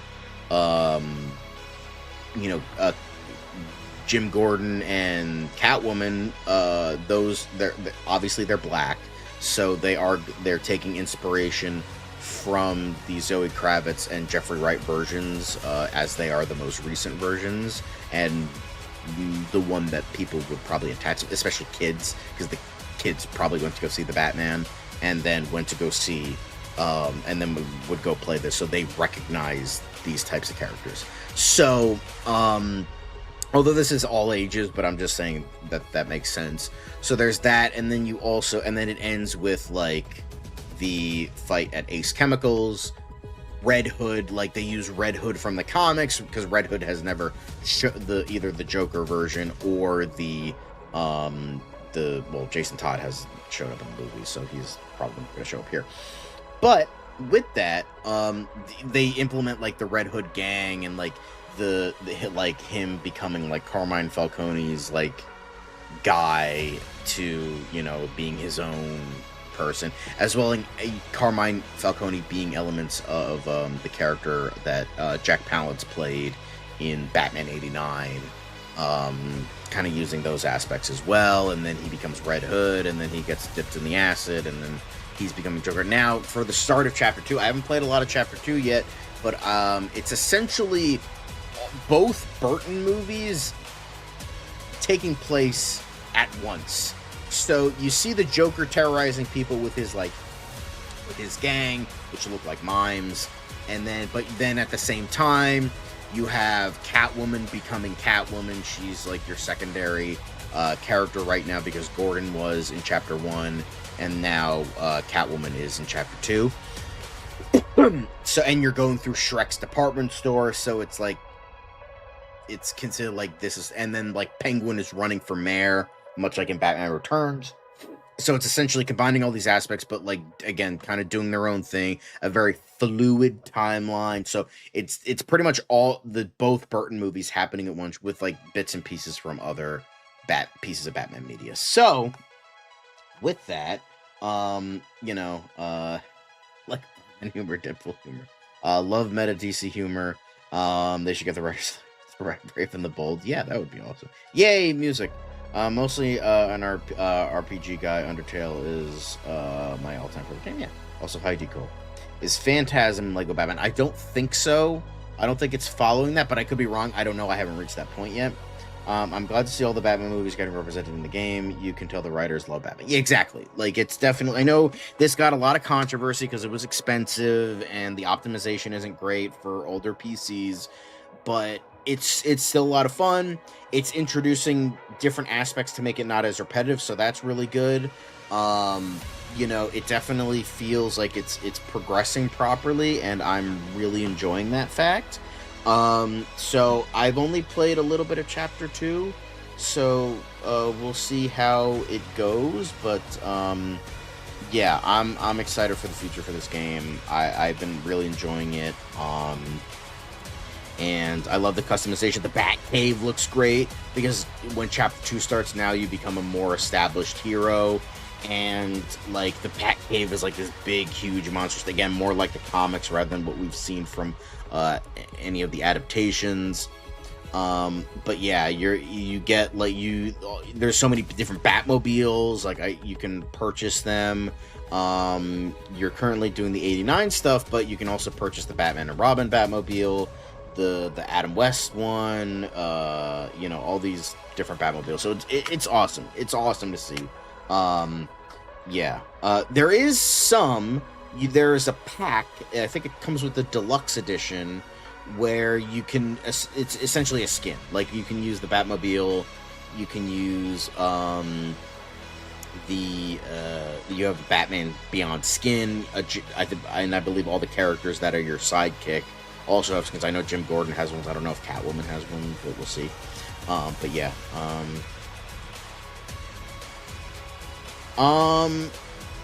They briefly show it, but I'm not there yet in the game, so I can't really speak for that. But I assume they're gonna show that because that's an important part of the lore. If I ever got the game, I would probably stick with the Burton stuff because it's some of the favorite. Yeah, I mean, but like you can do anything you want. Like there's also like a party pack and all that stuff. You can Batmite is in the game. Like he shows up in like the back part of like the Batcave. So you can go into his shop and like buy like stuff for like you can customize the Batcave however you see fit. So there's that as well. That's a lot of fun. As well as like purchasing upgrades, purchasing like skins and Batmobiles and all that kind of stuff. So it's really a lot of fun. It's really great. So yeah. But that's it. So now we move on. From that, we are going to be talking more Batman later, but for now, let's go into the summer of Supergirl, because apparently Peter Safran had this to say in regards to Supergirl, Millie Alcock's audition. Peter Safran praised Millie Alcock's audition for Supergirl, saying, "Everybody had tears in their eyes. She wears her heart on her sleeve. She brings so much emotion to the role." Safran added, "The team immediately felt this is absolutely perfect. She's exactly what we want." I know James Gunn said he really wanted Millie Alcock after seeing her in House of the Dragon. So even with that, she still had to audition. And everyone was like, wow, she's actually really fucking good. So that's pretty awesome. How can be like Superman? Yeah, I would love to see that. And they also show a lot of what I think I might have mentioned this yesterday, but I'm going to reiterate today. They also show like the other world stuff, even the stuff that's not in this Batman game. So it shows that there's a world, and maybe there's like you can make this work. But like you see Queen Consolidated, you see Cord Industries, you see Star Labs. So this is clearly a DC world. You're just focusing on Batman right now. So yeah, I love the yeah, it's great. The DCU has had top tier casting so far. Yeah, pretty much. I mean, whether they're good or not, we'll have to wait and see. But well, at least for Superman, it's good. Peacemaker, kind of good. But yeah, this is I hope she's good. That's what she deserves after being fucking hated for literally no reason. So I have a feeling she'll do great things. But this is also something really fun. They spotted a billboard, a very big billboard,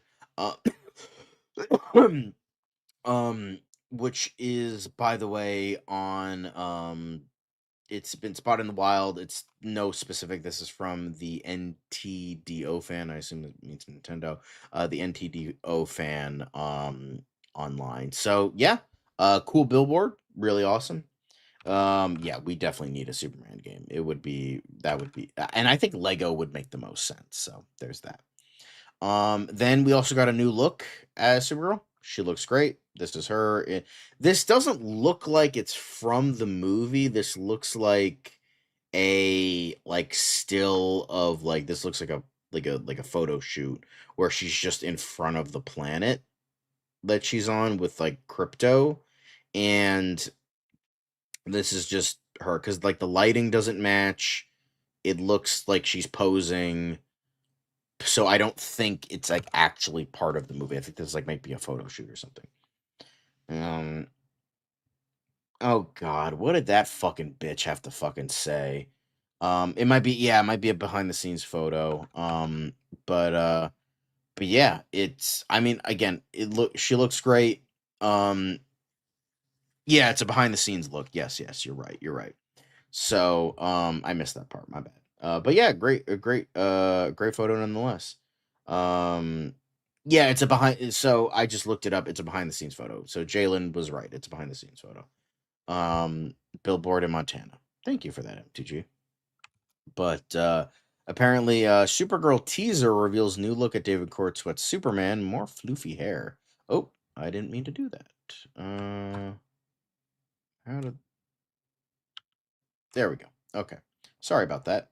An international TV spot for Supergirl has been shared online. There is quite a bit of footage from the most recent trailer, but there's also some explosive new shots, along with a brief glimpse of Superman and more of Lobo in action. The teaser features a first look at the Sklarian Raiders.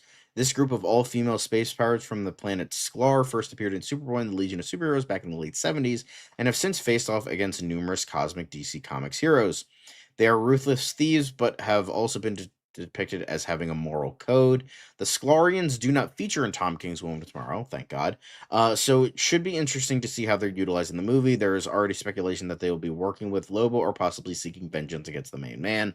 If they're all female, it's most likely vengeance. During a recent interview with Variety, which we'll get into soon enough, star Amelia Alcock revealed that Kara won't wear her suit as much as people will think. It's a journey. Okay, so we did touch upon that yesterday. I thought it was something else. Obviously, I'm not going to play it here because, demonetization, but we're going to get into that soon enough. But yeah, this is good shot. He definitely has nicer, floofier hair. I like that. Yeah, it's awesome. It's great. Best suit in DCU so far. Love the billboard. Let's fucking go. Grayson Rosha, neither can. Yeah. Hell yeah, female villain army.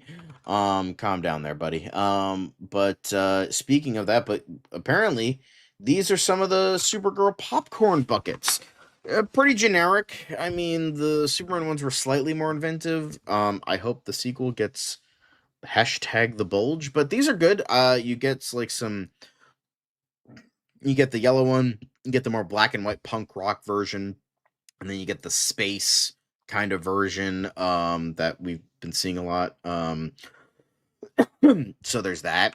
But you probably saw already, but here's what they all. Let's actually click on this because this is all the stuff that's been revealed. I like the space bucket. The drink is kind of generic, but it's copying what we saw from the first look of the her leaning up against the wall and her drinking from the slushy. Yeah, that could have been cool. Now here's the thing: these could only be like the popcorn, the generic pop. Because remember,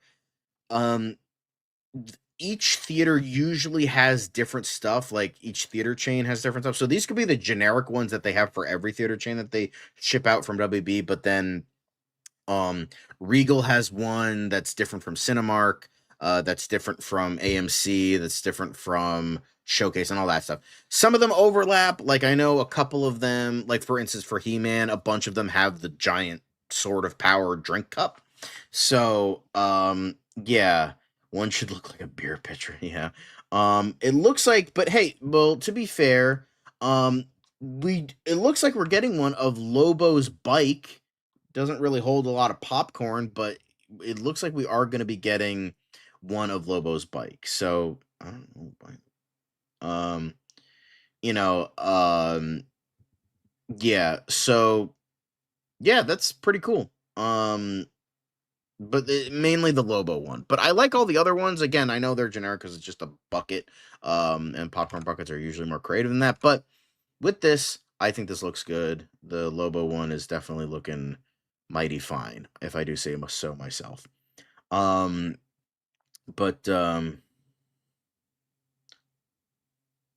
Where's S's bucket? What? I don't know.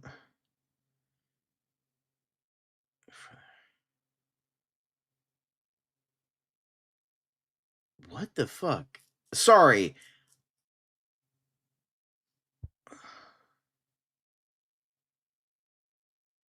I'm sorry. I'm just looking at the side. People are calling it sexist. And I'm like, what? Yeah, the bike is cool. Yeah, I'll take the Lobo. Yeah. Once again, the people saying Supergirl will flop don't know the theaters aren't the only way that. Yeah. Sorry, I'm just looking at the side where people are calling this fucking sexist. Like, this one says they made a fucking bucket doll for that shithead wolf, and for Supergirl, it's just a bucket with her face on it. Holy father, no way this fucked up world misogyny is. Again, also to be fair, Grok is translating this, so it might not be the case. But somebody says, where's S's bucket, the blatant sexism they're doing to Supergirl?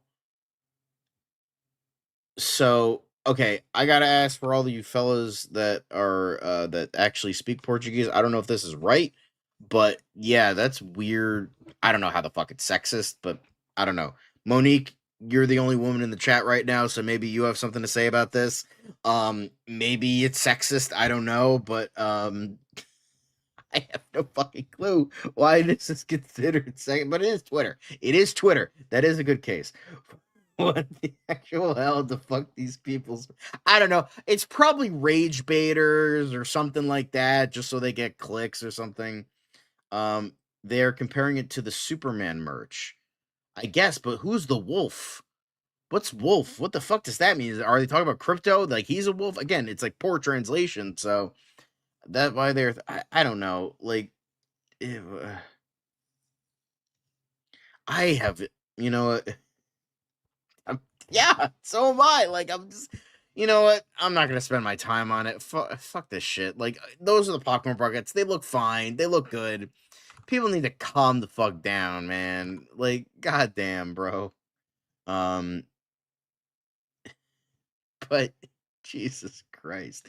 Anyway, let's move on. Let's move on from the whole popcorn bucket talk. My favorite character, the Lobo is wolf in Spanish.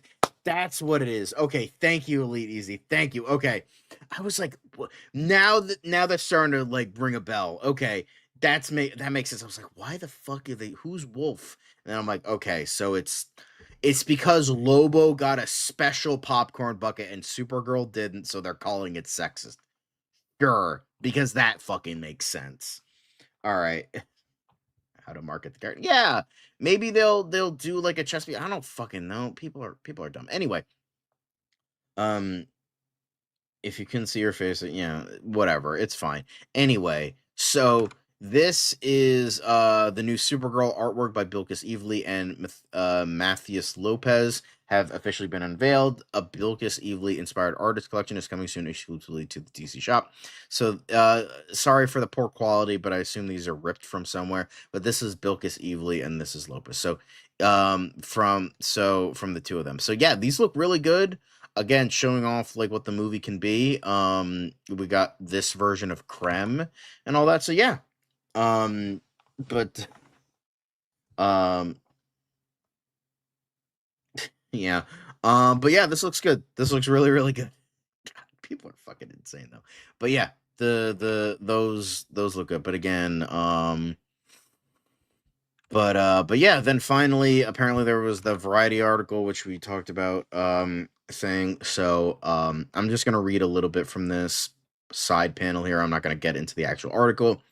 Millie Alcock is ready for the world to meet her Supergirl. The actress says she's so excited for all the young women who are going to see Supergirl, revealing that stepping into Kara Zor-El's boots became a deeply personal journey. Pain is a universal feeling, explaining how she connected to Kara's grief, trauma, and identity crisis. She's someone who has been at war with themselves. Alcock also opens up about the intense audition process for DC Studios, admitting she was so scared testing in person for the first time after flying 24 hours from Sydney to Atlanta, but once she read the script, she knew she had to take the leap. I get one big, bad, beautiful life. Why not fucking go for it? The House of the Dragon breakout star also addresses the toxic backlash that erupted online when some fans pitted the show's younger cast against their adult counterparts. I just felt for Emma. Alcock says of Emma Darcy. She later found herself at the center of internet outrage again after speaking out about the scrutiny women face online. You're proving my point, she says of the backlash. We did touch upon this yesterday. Now Alcock is channeling all of that fear, pain, and chaos into Kara, a messy, vulnerable hero who's learning how to save herself by helping others. So you guys can read it. We did touch upon this yesterday. I will never understand how I just like how people fucking can be online. I will just never understand it. Like, but again, yeah, those boots, holy fuck. Millie just owns the camera like, holy fuck, hot damn. Watch out, they'll complain that the wolf is getting too much merch. Don't get us excited with color. They Loco and the Lobo. But yeah, I'll never understand high fashion, but like this still looks good even to me.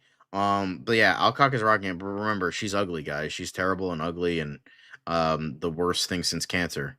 Isn't that right? I love the boots here. Like I like how it's like the red like Supergirl, but it's still like black. I think that's fucking cool. I think that's cool. But yeah, people can suck a dick.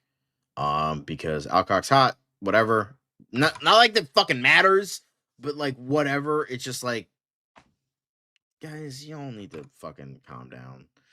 Just go fucking to Pornhub and jerk off like everyone else. Jesus fucking Christ. Anyway, speaking of jerking off to something, we could jerk off to fucking set photos, because holy fucking shit, guys. We have so many set photos. So many set photos of the Batman Part 2. Did I say many? Because many. Because here's the thing. Second unit for the Batman Part 2 is now filming. The principal photography kicks off in June, but now we got a little bit of a tease, which is reminiscent of the tease from a while back, but we got a little bit in regards to we got a little bit, so it's now filming part 2. But we got this footage when it was filming from last year. So anyway, but yeah, this is awesome. I agree with Nick Cage. Even though I didn't love the first one, I did love the Penguin, and I am reasonably excited for this. So yeah, good stuff. It's our boyfriend is so fucking lucky. Big bi energy and Gene on Gene. Like I'm going to be barking in the theater. My virgin ears. Yeah, she's owning it. Bro, how's it we got Batman set photos before, man? Well, because I think it's because James Gunn is a lot more secretive, and I think it's because if I were to take a guess, here's the thing. The only place that we know of that Man of Tomorrow filmed was in a prison, and not a lot of people can really take pictures in a prison, because I'm willing to bet prisoners don't have phones, and if they do, they're contraband and secretive, so they're not going to whip them out to take pictures of the things that are going on in the prison. I don't think guards have phones, and I don't think the warden is taking any fucking pictures either. So the only place we know of is in a prison and on sets. So I assume when we get Man of Tomorrow filming in the outside world, that's when we're going to get set photos from people filming online. So is it the essence of fiction? We'll see. I just fucking explained it. The first Batman gets better after the 5th watch. Yeah, I'm not wasting 15 hours of my life just to make it seem kind of decent. So anyway, yeah, that's, I think, the main reason why we're getting the second unit of photography. Second unit of photography is taking place in the outside world. It's taking place in Liverpool and Glasgow. So we're getting that. We're getting these now. We're getting the Liverpool shots. Meanwhile, the only place we know of that Man of Tomorrow filmed was a prison. So you can't really we did get a couple set photos outside the prison of like equipment and stuff like that, but nobody's really going to be filming inside the prison because all the people don't have phones in there, whether it's the guards or the actual prisoners. Yeah, James, something in the way. Anyway, but yeah, good stuff. Something in the way. Anyway, but yeah. So, and if you wanted to know, the Batman Part 2 will be shot on 65mm Arri Alexa 265 camera. For all the people that aren't nerds, like this person down here, I have no idea what that is or what it means, but it'll be peak for sure. For those that don't understand what this means, IMAX will be amazing. It will give the movie a bit more of a large screen film look, although the only thing close to film is the chemical composition of film itself, and we're still years away from recreating that true feel digitally. Someone asked what movies would be similar in nature. Think of Dune Part 2, Oppenheimer, and The Revenant. Not all of those were shot with the Alexa 265 from my knowledge, but that's the only aesthetic I can really think of. So it's pretty much, it's not going to be like, it's not an actual like IMAX camera, but it's going to still have a big feel. So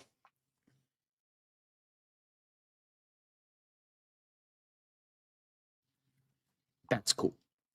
Lovely to see. So if you're a fucking camera nerd, then there you go. And meanwhile, y'all have been discussing fished. Yeah, so this is a quote-unquote first set photo from Matt Reeves. Discussing Fish is a famous account on Twitter that is essential. It's satire and shows fake pictures and articles and other various things. So, yeah. So this is really funny. You have James Gunn as Mr. Freeze. You have you you have Batman in the blue and gray. You have Matt Reeves standing there. You have the car, and then you have you have bald Sebastian Stan in a Robin Halloween costume. What? Oh my god.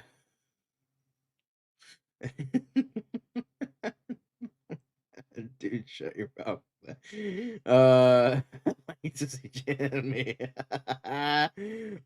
This is funny. This is great. I love this. I love discussing fish. I love people that can be duped by discussing fish.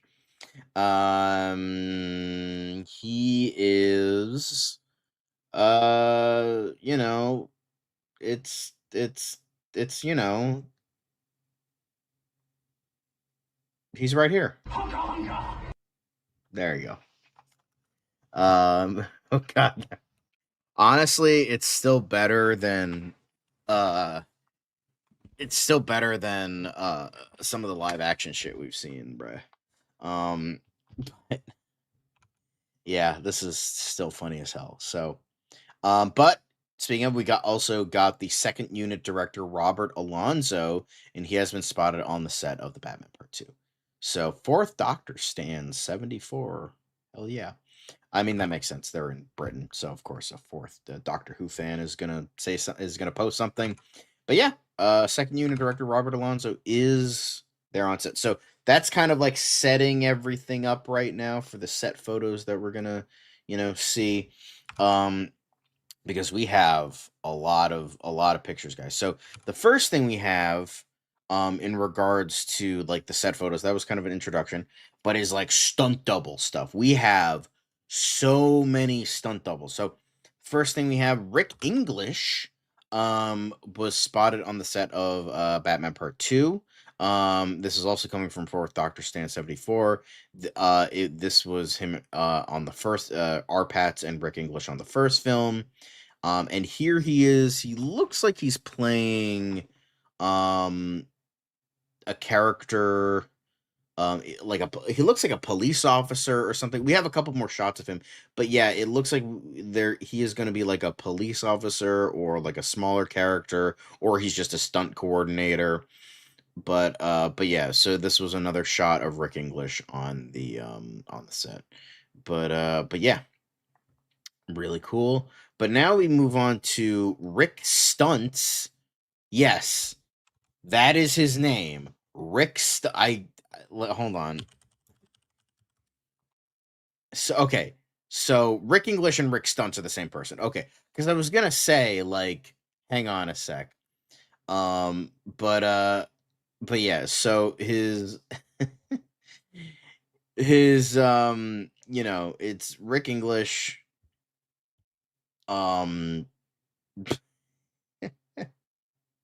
Which ironically, there's another guy named Rick Avery who worked on Batman Returns, so that's interesting. Anyway, sorry. But okay, so Rick Stunts is his Instagram handle. His real name is Rick English. So I know they sound like fake names, but Rick Stunts is his Instagram handle. So I did look it up. Hang on. Rick English is his actual name. At least at the very least, a stage name. Rick Stunts is not his name. Rick English is at the very least his stage name. Are the police more militarized after Red, Blue? Maybe. It's entirely possible. Anyway, so this is the video we have of Rick English Batman stunt double on top of a moving police car. So, yeah, we can't really see a lot. We just know that Rick English, the stunt double, is on top of the police car. Whether he's punching it or he's riding on top of it or it's like a runaway police car, we don't know. But the only thing we know is Batman is on top of a police car. For Rick last name. Yeah. But yeah, now we move on. So this is him. Filming is taking place in the Birkenhead Tunnel, by the way. That's where this is. But this is another shot of Rick English, not Rick Stunts. Rick Stunts is the Instagram. Because for a second I'm like, Rick Stunts can't be his fucking name though. Like, come on. But I was like, let me stick to it. So, yeah. So.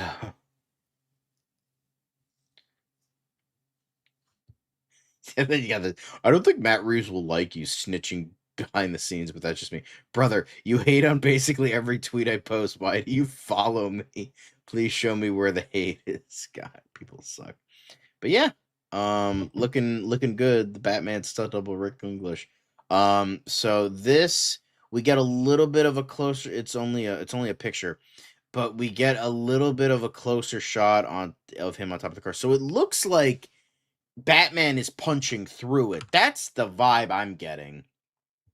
That's what I'm thinking. Like Batman's pushed. So either there is a bad guy that took the car and he's in a police car, or it's gonna be another Batman versus police kind of thing. So, yeah, I'm.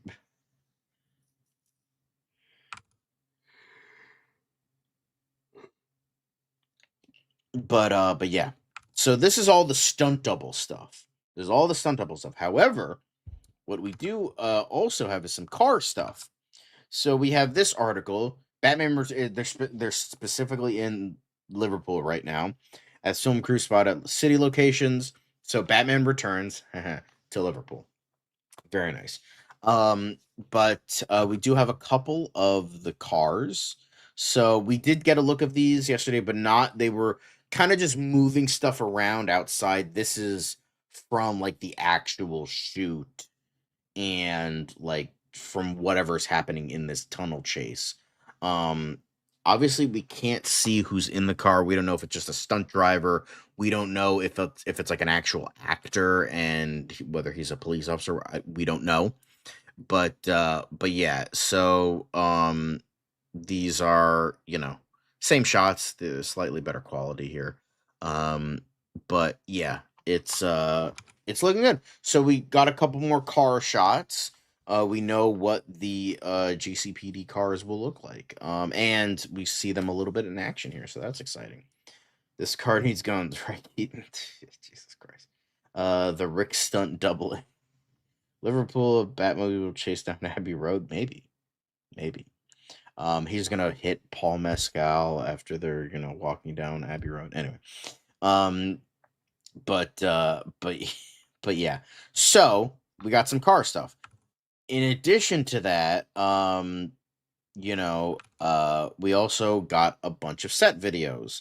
It's not just the Rick stunts video, but we do have a couple other things. So, it hints at the Dark Knight fighting, spoiler, as our favorite character, as costume rumors surface. He's fighting Stephanie Brown? That's crazy, bro. No, I'm just kidding. But second unit filming for the Batman Part 2 took place in Liverpool, England last night, and the Cape Crusader has been spotted on set. Well, sort of. Rick English, who served as Robert Pattinson's Batman stunt double in 2022's The Batman, was photographed atop a police car who wasn't in costume as such. Instead, he seemed to be wearing a stunt suit of some sort.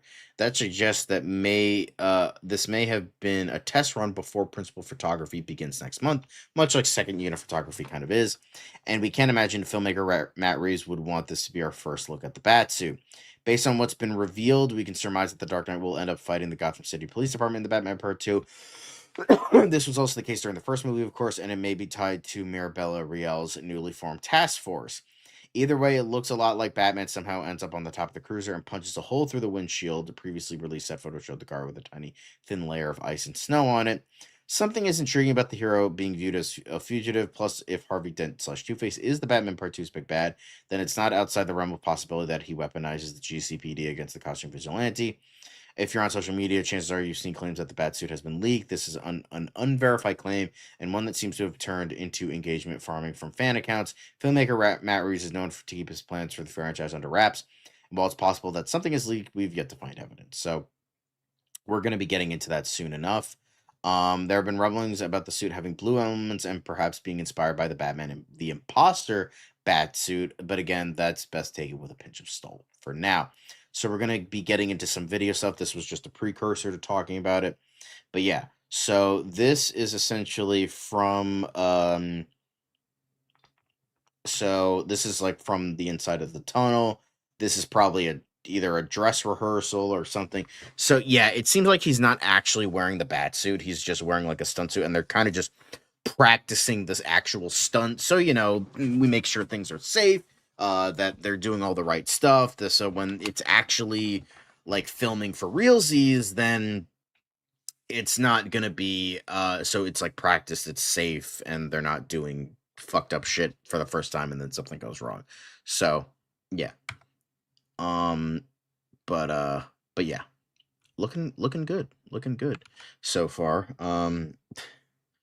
They're the same guy. Rick Stunts is the fucking Instagram page. Rick English is his actual name. Rick Stunts is just the name of his Instagram. It is the name of Rick English's Instagram. That's all. Stop being a fucking prick. Goddamn. Paul McCartney is in the court of mouth. Honestly, I could see it. No, he's too nice of a guy to be part of an evil cult, but who knows in this day and age. So yeah, so we did get a little bit more in regards to that, as well as we see the GCPD car driving on the set. We saw the pictures before, and now we're seeing it actually drive, so that's pretty cool. And then this is what we kind of saw yesterday, was like a lot of the like vehicles being moved. So we saw what the actual GCPD cars actually but yeah, so apparently this is what we saw yesterday, just a lot of like, again, behind the scenes, a lot of car stuff. So yeah, this is really cool to see. Yeah, just letting it all come in. Very cool, very cool. And then finally we have what is essentially, let me go to the back of, they are replacing the windshield by putting the damaged one on top, so they're pretty much setting up the stunt right now. So yeah, so they're just putting the windshield into the GCPD car. But yeah, we got a whole lot of stuff for today. We got a lot of set photos, mainly of this tunnel sequence, which is really fucking awesome. Gotham is going to look great. I think it does look great in the Batman. I think I still think the best is Tim Burton's Gotham. I think that still remains the best because it doesn't look real, but it looks like a grimy Gotham. So I like that a lot. But yeah, so that's not the only bit of Batman. I mean, we got through all the set photos and videos. However, there is one more thing. It should be pretty obvious, but we're still going to talk about it anyway. It has apparently been stated that Grace Randolph, take it with a grain of salt, that Matt Reeves' section of DC of the Batman will make an appearance at San Diego Comic-Con. But the thing is, that feels obvious to me, considering that, you know, after it's going to be around the same time as like Clayface, that, you know, they're probably going to, you know, it's going to be like this and Man of Tomorrow are going to be the next big movies at next year. So it makes sense that they would be at San Diego Comic-Con. But yeah, I mean, this is coming from Grace Randolph, but like, this is just the case of like, it seems obvious because, you know, it's like, of course they're gonna be there. Like, why wouldn't they be there? But even I don't trust Grace Randolph, even James Gunn fucking hates Grace Randolph, it seems obvious. So yeah.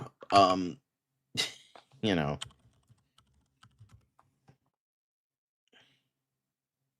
I just have one more thing to show you guys. I think it's very, very important, mainly for Caleb. Look, there it is. Rick Stunts is the Instagram title, and it's for Rick English. There we go. Very nice. It's the same fucking guy. Okay. There it is. I know you're just trolling, Caleb, but I'm still gonna show it anyway. Anyway, so thank you for joining me on this wonderful on this wonderful Thursday now into Friday. We are going to be doing, speaking of Batman, apparently what you guys chose for the next Fancast Friday for now today is in fact going to be DCU Batgirl. So we are going to be going with, unless there's going to be an overtaking from Martian Manhunter, which I don't think it will be. So we are going to do Batgirl, and it might be slightly different from what you expect. So we are going to get into that. Don't you worry. But that is it for today. Thank you all for watching.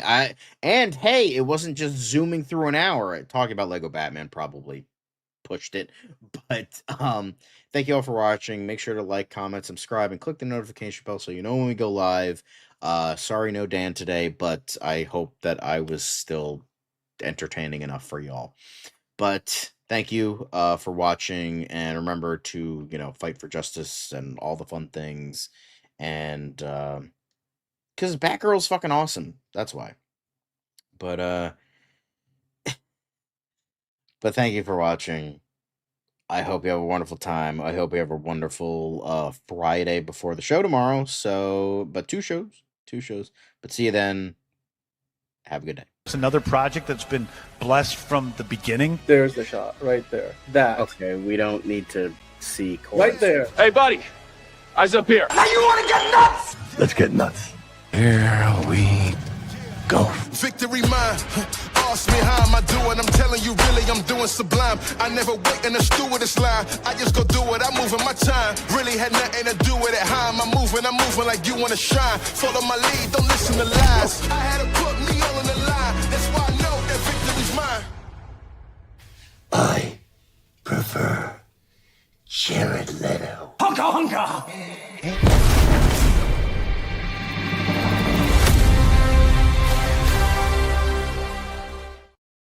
And remember, fuck David Ellison, fuck Tom King, and fuck